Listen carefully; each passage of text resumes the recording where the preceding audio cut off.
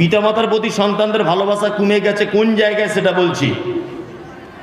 একটা শিশু জন্মের পরে, আচ্ছা বলুন তো, তার মায়ের দুধ পান করে কি করে না? করে। কুকুর করে, শ্রীগাল করে, বাঘ সেও করে, হনুমান সেও করে, সবাই তার মায়ের দুধ পান করে। যে প্রাণীদের দুধ নেই, যেমন পাখি, তারা গালে বমি করে দেয় তার বাচ্চার গালের ভিতরে, তারা সেটা খায়, ওটা ওদের পদ্ধতি, তাই তো? এবার আপনাকে একটা কথা বলছি, খুব মন দিয়ে শুনবেন। আচ্ছা বলুন তো, সারা পৃথিবীতে আল্লাহর যত সৃষ্টি আছে, এর মধ্যে সব থেকে আশরাফুল মাখলুকাত, সৃষ্টির শ্রেষ্ঠ কারা? মানুষ, তাই তো? মানুষ সব থেকে বেশি ভালো নিশ্চয় মানুষকেই বাসে, বাসে তো? বাসে। আচ্ছা বলুন তো, মানুষের বাচ্চা জন্ম হলো, অথচ আল্লাহ তার দুধের ব্যবস্থা করলো না, এটা হতে পারে? দুধের ব্যবস্থা করেছে, করেছে। মায়েদের আর সন্তানদের ভালোবাসা কমে যাচ্ছে, বুড়ো বয়সে মার খাচ্ছে, তার একটা কারণ হচ্ছে এই, একটা মায়ের জন্ম হচ্ছে, সে মানুষ হয়ে একটা শিশু জন্ম হলো, তার মায়ের দুধ খেয়ে সে বড় হবে, কিন্তু আমরা মায়েরা নিজেদের বডিকে কন্ট্রোল করার জন্যে, নিজের গ্ল্যামার নষ্ট না হয়ে যাবে এই কারণে, মানুষের বাচ্চা পশুর দুধ পান করে বড় হচ্ছে। কি বলছি বুঝতে পারছেন না? পশুর দুধ পান করে। এই যে সাইকুল হাদিস বসে আছেন মাওলানা, আপনাদের মাদ্রাসার শিক্ষক।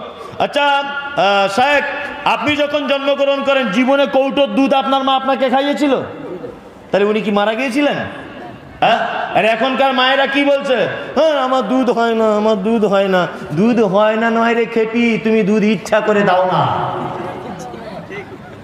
তুমি ইচ্ছা করে দাও না। আজ থেকে 30 বছর আগে যে লোকগুলো জন্মগ্রহণ করেছে, দুধের অভাবে কোনো শিশু আপনাদের গ্রামে মারা গেছে কারো জানা আছে? নেই। তার মানে বোঝা গেল পিতামাতার প্রতি শ্রদ্ধা কমে যাচ্ছে, ভালোবাসা কমে যাচ্ছে।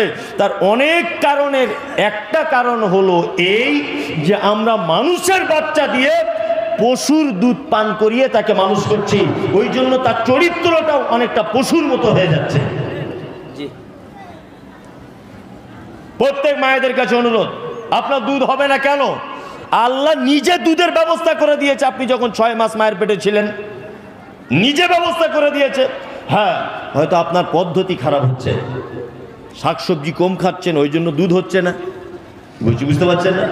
খাদ্য খাবার কম গ্রহণ করছেন, হয়তো এই কারণে হচ্ছে না, তার জন্য চিকিৎসা করুন। কিন্তু আপনার ছেলে জন্ম হচ্ছে, 2 মাস পরই ফিডার পাপ্পু ধরিয়ে দিলেন মুখে, আর চুকচুক চুকচুক করে টানছে। মায়ের মমতা বলে কিছু থাকবে? ভালোবাসা বলে কিছু থাকবে? থাকবে না। নাম্বার 2 নম্বরটা জেনে নেন। 2 নম্বর, বর্তমানে আব্বা মায়েরা সন্তানদের কাছে শ্রদ্ধা ভালোবাসা পাচ্ছে না। তার 2 নম্বরের কারণ হচ্ছে এটা যে আমরা সন্তানদের কাছে পর্যাপ্ত পরিমাণে টাইম দিই না। সব থেকে একটা বড় দোষের কথা আপনাকে বলে দিই। কি দোষ?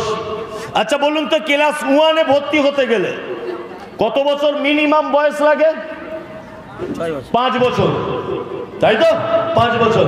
আচ্ছা, আপনাদের গ্রামে যারা একটু ধনী লোক আছে, 5 বছরের আগেই তার বাচ্চাকে এসি গাড়ি করে কোন একটা ইংলিশ মিডিয়ামে গিয়ে দিয়ে আসছে না? 2 বছর 3 বছর বয়স, তখন থেকেই প্যান্ট পরিয়ে কাঁধে ব্যাগ ঝুলিয়ে দিয়ে বলছি স্কুলে চল। ও ছেলে জীবনে মানুষ হবে না, জীবনেও হবে না। মিনিমাম 5 বছর ওর মায়ের আশেপাশে, মায়ের সংস্পর্শে ওকে থাকতে হবে। তার মানে মায়ের প্রতি ভালোবাসা জন্মানোর জন্য। এখনকার মায়েরা বাচ্চাদের টাইম দিতে পারছে? পারছে না। বাচ্চা বাইরে ওর দাদির সঙ্গে ঘুরছে, আর এ কি করছে? রিমোট নিয়ে শুধু এরকম চ্যানেল পাল্টাচ্ছে। দাদা বৌদি, স্টার জলসা, পিং পং, এটা ওটা, শুধু এই করছে। করছে কি করছে না? ভালোবাসা কমে যাচ্ছে। অবশ্যই পিতামাতারা বর্তমানে মার খাচ্ছে কেন? সন্তানদের থেকে, ভালোবাসা থেকে বঞ্চিত কেন? তার 3 নম্বর কারণ হচ্ছে এই, বেটা বিয়ে দেওয়ার সময় বউ ইসলামিক পদ্ধতিতে চয়ন করতে পারিনি। অনেক সময় একটা পুরুষ মানুষ ভালো মন্দ ডিপেন্ড করে তার স্ত্রীর উপরে, করে না? অনেক সময় করে। আমরা শুধু মেয়ে দেখতে গেলাম আর বলছে তোমার বাপের রাস্তার ধারে জমি আছে, হ্যাঁ 3 বিঘে জমি। বলছে আচ্ছা আচ্ছা তোমার ভাই আছে? বলছে না ভাই নেই। মেয়েটা একটু নাক ঠাঁদা, বলছে এটাও চলবে, নাক ঠাঁদা হলেও চলবে, কারণ রাস্তার ধারে জমি আছে, বেটা নাই, মরে গেলি আমার বেটা অর্ধেক পেয়ে যাবে। কি বলছি বুঝতে পারছেন না? মেয়ে দেখতে যাওয়ার সময় আপনার শুধু 2-3টে জিনিস দেখেন। কি দেখেন? না মেয়ের বাপ কি করে, না মেয়ের বাপ উরি বাবা বিশাল বড় হার্ডওয়ার্সের ব্যবসা, 17খানা দোকান মেন রোডের সাইডে। উরি বাবা তাই নাকি? বলছে হ্যাঁ। সাংঘাতিক ব্যাপার, মেয়ে দেখার প্রয়োজন নেই, ও গিয়েই বলছে হ্যাঁ ভাই আমার পুরোই পছন্দ। অথচ মোহাম্মদ সাল্লাল্লাহু আলাইহি ওয়াসাল্লাম কি বলেছেন? মোহাম্মদ সাল্লাল্লাহু আলাইহি ওয়াসাল্লাম বলেছেন একটা পুরুষ মানুষ বিবাহ করতে গেলে একটা মেয়েকে 4টে গুণের প্রয়োজন। কটা? 4টা। 1, সে সুন্দরী কিনা এটা দেখো। 2, যদি বলেন তাহলে সুন্দরী মেয়েকে বিয়ে করতে হবে, কালোগুলো কে করবে? সবার চোখে সব রকম সুন্দর আছে, আছে না নেই? সবার জন্য সব মাল আল্লাহ রেডি করে রেখে দিয়েছে। বাজারে দেখবেন সবাই বেগুন খুঁটে খুঁটে কেনে, কানা আছে কিনা সব খুঁটে খুঁটে, অথচ দেখবেন যার বস্তাতে বেগুন ছিল একটাও নেই। সবাই কিন্তু ভেবেছে এটাই ভালো, যারাই কিনতে এসেছে তারাই ভেবেছে এই বেগুনটাই ভালো আমি নিই যে, অথচ দেখবেন বেগুনওয়ালার কাছে লাস্টার একটাও বেগুন থাকে না। ঠিক এইরকমই পদ্ধতি, সবার পছন্দ এক রকমের নয়, সবার রুচি এক রকমের নয়। 2, বংশমর্যাদা দেখো। 3, তার বাপের টাকা পয়সা আছে কিনা দেখো। 4, তার ভিতরে দিন আছে কিনা দেখো। মুহাম্মদ সাল্লাল্লাহু আলাইহি ওয়াসাল্লাম 4টে জিনিসের মধ্যে 3টেকে একেবারে নাকচ করে দিয়ে বলছেন ফাজবার বিজাতিদ দিন। শোনো, তার বাপের টাকা থাকলেও তোমার সংসারে সুখ হবে এটা চূড়ান্ত নয়, মেয়েটা সুন্দরী হলেও তার যে চূড়ান্ত হবে সুখ শান্তি এটা নয়। মুহাম্মদ সাল্লাল্লাহু আলাইহি ওয়াসাল্লাম বলেছেন মেয়েটাকে বিবাহের জন্য তোমার বেটার জন্য অগ্রাধিকার দাও, তার ভিতরে ইসলাম আছে, এইটা যদি থাকে, ইসলাম যদি থাকে।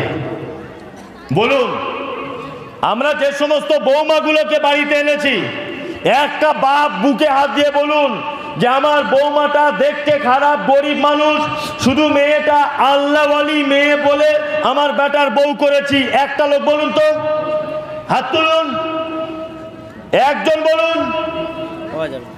পাওয়া যাবে না। তাহলে এই বৌমা আপনাকে ভাত খেতে দেবে এটা আপনি ভাবছেন কি করে? তেমনি ঝাঁটার বাড়ি চালাবে। তাহলে দোষ বৌমার নয়, দোষ আপনার। দোষ কার? বৌমার না দোষ আপনার? দোষ আপনার। ভুল আপনি করেছেন। ভুল কে করেছে? আপনি করেছেন। তারপরেও আমি আপনাকে এই কথা বলে যাব, আপনার আব্বা মা যত ভুল করুক না কেন, আল্লাহ সুবহানাহু ওয়া তাআলা বলছেন ফাকাদা রাব্বুকা আল্লা তা'বুদু ইল্লা ইয়্যাহু ওয়া বিল ওয়ালিদাইনি ইহসানা। আমার ইবাদতের পরে পরই তোমার পিতামাতার সাথে ভালো ব্যবহার, সৎ ব্যবহার করো। এমন কথা বলো না তারপরে শব্দ এসেছে উফিউ ওয়ালা তানহারহুমা। এমন কথা বলো না যে তোমার কথাতে সে উফ শব্দটুকু বলে দেয়। আমরা ইনশাআল্লাহ এগুলো মেনে চলি। চলি কি চলি না? চলি। আপনার আব্বার বয়স, আপনার আব্বার সঙ্গে রায়গঞ্জ যাচ্ছিলেন একদিন হঠাৎ করে সাইকেলে, তা আপনি যেতে যেতে আপনার সাইকেলে বসে বলছেন আব্বা এটা কি গাড়ি গো? বলছে এটা মারুতি গাড়ি।